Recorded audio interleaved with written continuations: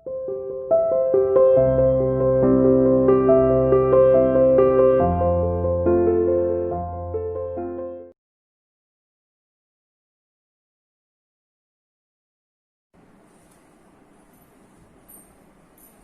बेटा, कैसे हो?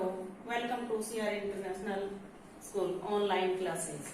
बेटा, आज हम कक्षा 9वीं में हिंदी विषय में अपना टॉपिक जो हमारा चल रहा था अलंकार, उसी को कंटिन्यू करते हैं। तो हम पढ़ चुके हैं अलंकार, अनुप्रास अलंकार, यमक अलंकार, सलेस अलंकार और उपमा अलंकार। आज हम अर्थ अलंकार के भेद पढ़ रहे हैं, जो इससे पहले वाले क्लास में हमने पढ़ा था उपमा अलंकार, और आज हम पढ़ रहे हैं रूपक अलंकार। ठीक है, तो सबसे पहले ये देखेंगे रूपक अलंकार होता क्या है। यानी जहां समानता के कारण उपमेय और उपमान में एक रूपता दिखाई जाती है, वहां रूपक अलंकार होता है। जैसे उदाहरण दिया हुआ है, प्रीति नदी में पाऊ न बोरियो।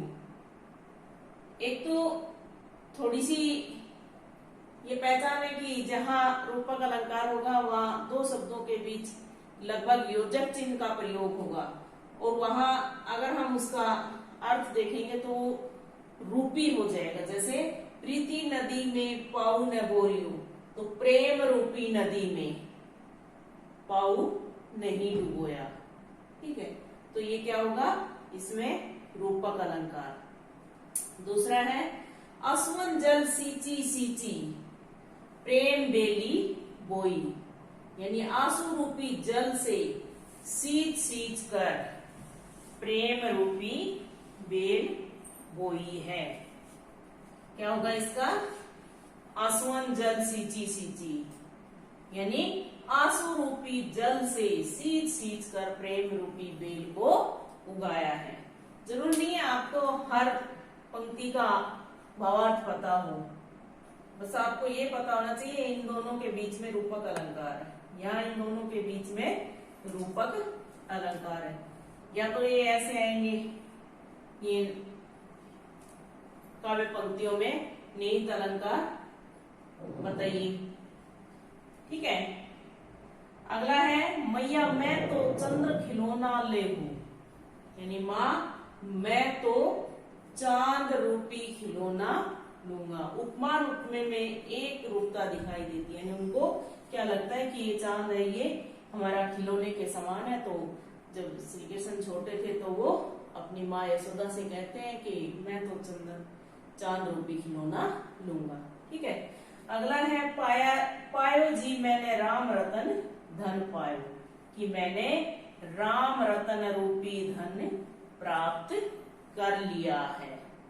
तो इन सब में क्या होगा, रूपक अलंकार। एक बार फिर से देखिए कि जहां समानता के कारण उपमेय और उपमान में एक रूपता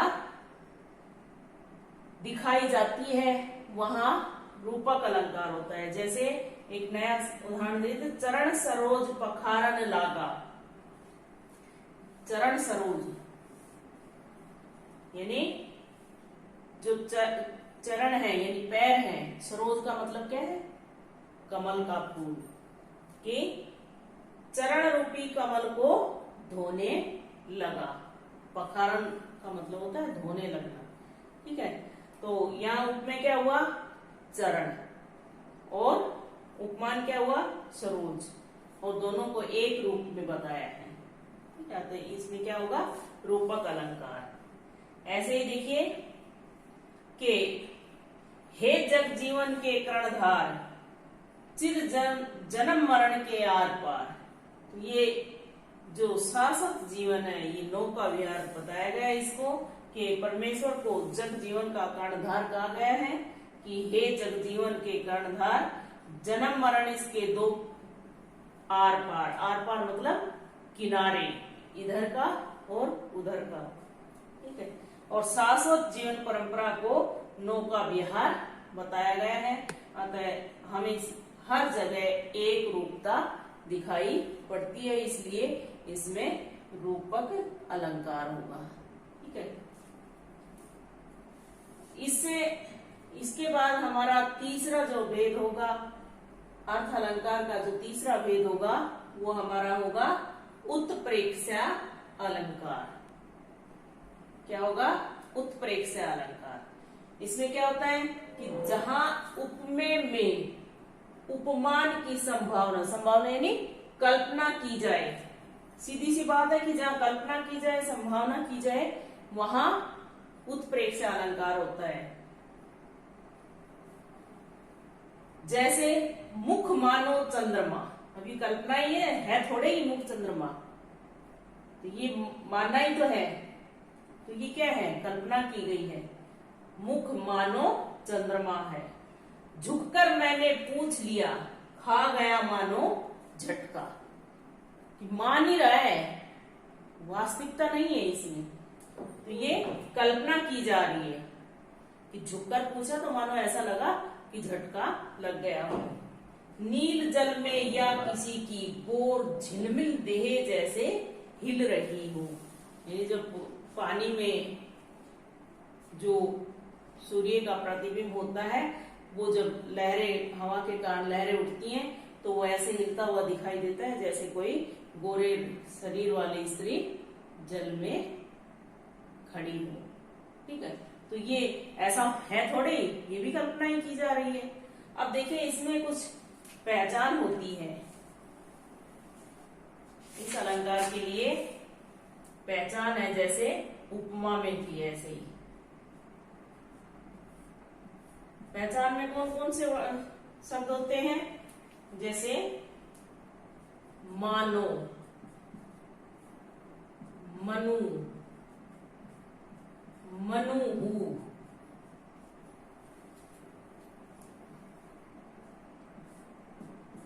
जानो,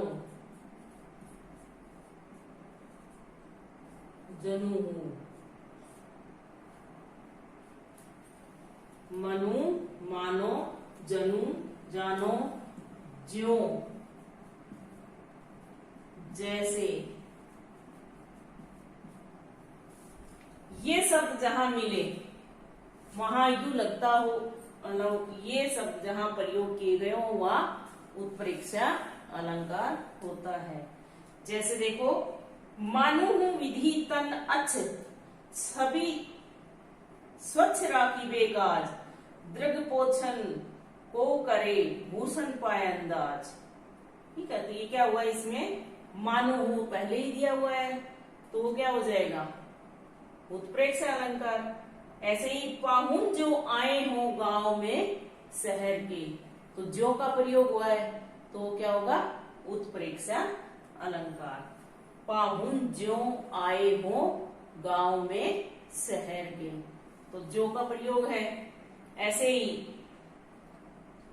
हंसते हंसते चल देते हैं पथ पर ऐसे, मानो भास और भाव वही हो कविताओं के, तो इसमें भी क्या हो गया? उत्प्रेक्षा अलंकार। ठीक है, जैसे एक बार इसी को फिर से समझिए कि उत्प्रेक्षा अलंकार क्या है कि जहां उपमेय का मतलब क्या होता है? प्रस्तुत, यानी जो सामने है, और उपमान क्या होता है? अप्रस्तुत, जो सामने प्रस्तुत ना किया गया हो। ठीक है, तो वो क्या होगा? यानी जो सामने है, प्रस्तुत है, उसमें अप्रस्तुत की कल्पना की जाए। मुख मानो चंद्रमा, मुख तो सामने है, चंद्रमा तो सामने नहीं है ना, तो उसकी कल्पना की जा रही है मुख के अंदर। ठीक है, तो इसमें मनु, मनो, मानो, जनु, जानो, इन शब्दों का प्रयोग होता है। मनु, मानो, जनु, जानो, जनु मैंने लिखा नहीं, जनु, ये भी शब्द होते हैं। ठीक है, अब ये मुख मानो चंद्रमा है, इसमें क्या है? यहाँ मुख में चंद्रमा की कल्पना की गई है, तो इसमें कौन सा अलंकार होगा? ये जो मुख है हमारा, इसमें चंद्रमा की कल्पना की गई है, तो ये हमारा क्या हुआ? ये तो हमारा प्रस्तुत हुआ, और चंद्रमा क्या है हमारा अप्रस्तुत। ठीक है, इसे हम क्या कहेंगे उपमेय, और ये क्या होगा उपमान। ठीक है, ये इस तरह से होते हैं इसके। और जैसे अगला एक नया उदाहरण देखिए कि सोहत ओढ़े पीत पट श्याम सलोने गात, मनो नीलमणि सैल पर आतप पर्यो प्रभात। अब देखिए इसमें क्या है, अर्थ क्या होगा इसका कि श्याम के सांवले शरीर पर पीत, पीत का मतलब होता है पीले वस्त्र, पीताम्बर ऐसे सुंदर लग रहे हैं कि सोहत ओढ़े पीत पट श्याम सलोने गात, कि सांवले रंग के श्याम कौन श्री कृष्ण भगवान के शरीर पर पीताम्बर यानी पीले वस्त्र ऐसे सुंदर लग रहे हैं। मनो नीलमणि शैल पर आतप पर्यो प्रभात, कि मानो नीलमणि के पर्वत पर सवेरे की पीली पीली धूप पड़ रही है। तो ये क्या है उत्प्रेक्षा अलंकार। ठीक है, इसमें बहुत सारे उदाहरण दिए गए हैं, जैसे मिटा मोदू मन भये मलिने, विधि निधि दीन लेत जनु छीने। मैंने बताया था ना कि जनु भी हो सकता है, जनु का प्रयोग है तो उत्प्रेक्षा अलंकार है। जो मैंने उपमा में बताया था कि सा से सी सम सदर्श सरिस, इस तरह के जो शब्द हैं वो जहां भी मिले आप उसे उपमा अलंकार मानिए, उपमा अलंकार पढ़िए। ठीक है, अब इसमें क्या है उत्प्रेक्षा में कि जहां मनु मानो जनु जानो जनहू मनहू ज्यो जैसे, इस तरह के जो शब्द अगर पंक्ति में आए हैं, काव्य पंक्ति में आए हैं, तो आप इसे उत्प्रेक्षा अलंकार मानिए। रूपक अलंकार में क्या होता है कि बहुत सी जगह योजक चिन्ह का प्रयोग होता है, हर जगह तो नहीं होता, मैं नहीं कहती कि हर जगह होता है, लेकिन बहुत जगह ऐसा होता है कि वो योजक चिन्ह का प्रयोग किया जाता है, तो वहां क्या होता है रूपक अलंकार होता है। ठीक है, तो आज हम इतना ही पढ़ लेंगे, इतने ही अलंकार के एक बार फिर से देखिए कि अर्थ अलंकार के कितने भेद होते हैं। अर्थ अलंकार के 5 भेद होते हैं, जो हमने डायग्राम बनाया था उसमें लिखे थे। तो पहला हमने कल उपमा अलंकार पढ़ लिया था, आज हमने दूसरा पढ़ा है रूपक अलंकार। ठीक है, रूपक अलंकार जहां समानता के कारण उपमेय और उपमान में एक रूपता दिखाई जाती है वहां रूपक अलंकार होता है। ये हमने इसके 4 उदाहरण पढ़ के देखे हैं। ठीक है, प्रीति नदी में पाऊ ने बोरियो, प्रेम रूपी नदी में पाव मन नहीं डुबोया, असुवन जल सींची सींची प्रेम बेली बोई, आंसू रूपी जल से सींच सींच कर प्रेम रूपी बेल को उगाया है।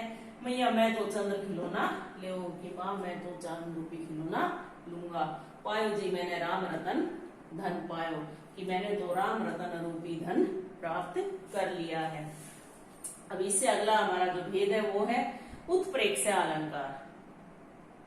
इसमें क्या होता है, जहां उपमेय में उपमान की संभावना यानी कल्पना की जाए, उपमेय क्या होता है प्रस्तुत, उपमान क्या होता है अप्रस्तुत, वहां उत्प्रेक्षा अलंकार होता है। जैसे देखिए मुख मानो चंद्रमा है, तो यहाँ मुख क्या है उपमेय है और चंद्रमा क्या है उपमान है, तो मुख हमारा क्या हुआ प्रस्तुत और चंद्रमा हमारा अप्रस्तुत।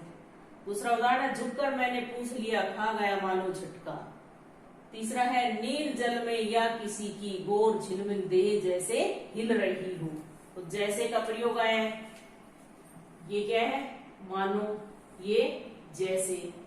ठीक है, तो इसमें क्या है ये जो शब्द जहां हो मानो मनु जनु मनु जानो जनु जनु जो जैसे, जहां भी शब्द प्रयोग किए गए हो वहां उत्प्रेक्षा अलंकार होता है।